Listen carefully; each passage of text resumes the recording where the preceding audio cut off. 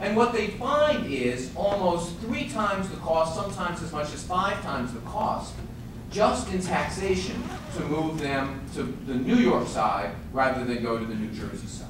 Now, mind you, I am not suggesting that we will ever be a place that we're going to be able to compete on taxation. We're in a high-cost city, there's no doubt about it. It's a high-taxation city. We get an enormous amount of value coming back.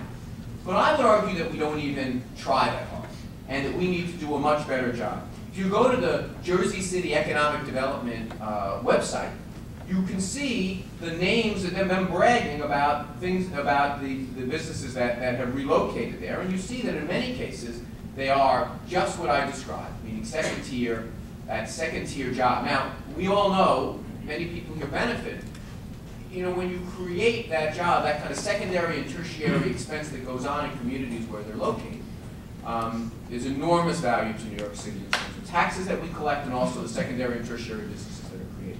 Now, it is not just taxation. Admittedly, you know, many of the places you'd like to put offices, you'd like to put businesses, have now been rezoned or changed to accommodate our growing need for housing. So there's no doubt about it, and there's also no doubt about it that if you want to build something in Jersey City and build something in New York City, it's a very different scenario. Just ask the left racks, you know, how different it can be. They put a shovel in the ground in Western Queens about the same time they put a shovel in the ground in Jersey City, although Jersey City is almost completely done, and we're still inching along the Western Queens.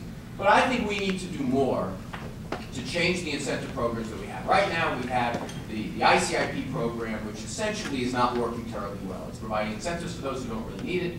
It's not providing sufficient incentives for those that do.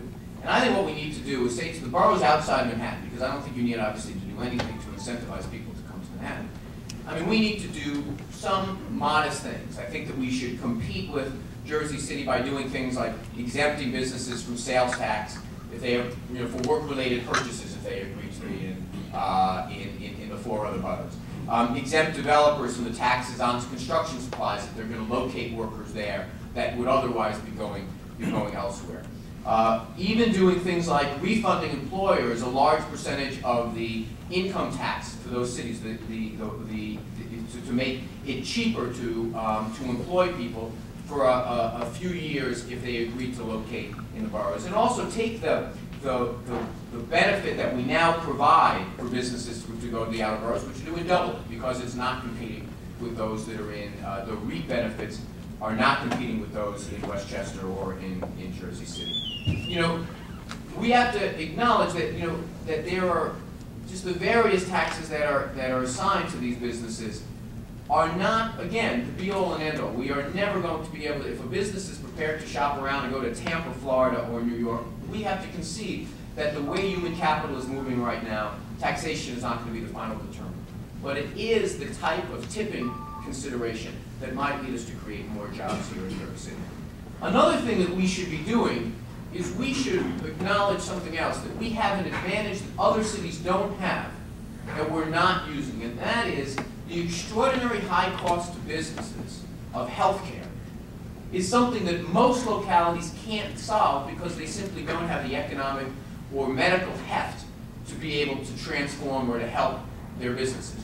We in New York City have the ability, because of the fact that we have an extraordinary healthcare infrastructure and an enormous amount of money that we're already paying for healthcare for the uninsured, to capture that money and to provide health insurance for New York City workers. Let me give you an idea.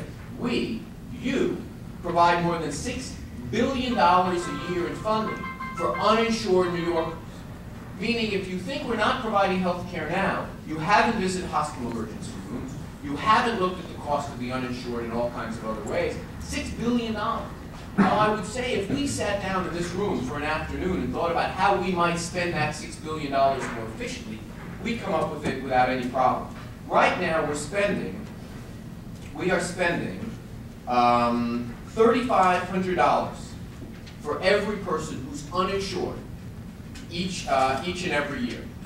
Okay? This is what we are already spending. So I think that what we need to do in New York City is to not wait for the federal government, not even wait for the state government to solve this problem. We have to stop seeing budget presentations every year by the mayor and the city council where they point to the pie chart and say, well, this is healthcare spending that we have no control over, and say we do have control over this. What we're going to do is we're going to go to the state and federal government and say, look, here's the deal we're prepared to make with you. You let us capture this money, and we will take you guys off the hook for any more. Meaning, essentially, give us this $6 billion that you're spending out for Medicaid and let us try to rearrange it. Here's what we should do. We should say to employers that we will help you provide health insurance for your workers. We'll take this pool of money. What the exact contours will look like, listen, we have a lot of wiggle room right now, but I think we can probably get down to the neighborhood of a couple of $1,000s a year we'll be able to offer as incentives per worker to provide health insurance. We'll also have the ability to do something else. We'll have the ability to go to private insurers and pool this resource, pool this large number of workers. If you walk up and down Queens Boulevard and knock on little shopkeepers' doors and say, listen, would you be willing to sign up right now to take your 5, your 6, your 10 workers and put them in a pool that we can then go negotiate with insurance companies for a low rate for everyone? They'd say, of course. People want to do the right thing. The health care cost to their own businesses if they're offering health care is enormous. And the health care costs in secondary ways are very high as well, even if they don't offer health insurance. So with the combination of being able to get the market forces, so many uninsured workers, we have about 1.2 million uninsured workers. Over almost half of them are already employed. So we already have this captive group. Of those that are not employed, that we don't take and put into these buying pools, those that are unemployed, those that are unemployed or unemployable, those that are truly the needy, we have a system of Health and Hospitals Corporation, hospitals, clinics, doctors, nurses. We are essentially operating in New York City a giant HMO already. We're doing it. And rather than saying, let's provide these people with service in the least efficient way possible, meaning when they walk in with tuberculosis, we'll treat them at the emergency room. We should take these people and offer them essentially our version of Medicaid. I believe if we do those things, pool resources to negotiate for lower prices, set up a system using our Health and Hospitals Corporation for the uninsured, we can save the city $1 billion. I don't believe that you need to spend $6 billion. I believe that the creativity and the infrastructure we have can provide care for far less than we're doing in a much more efficient way.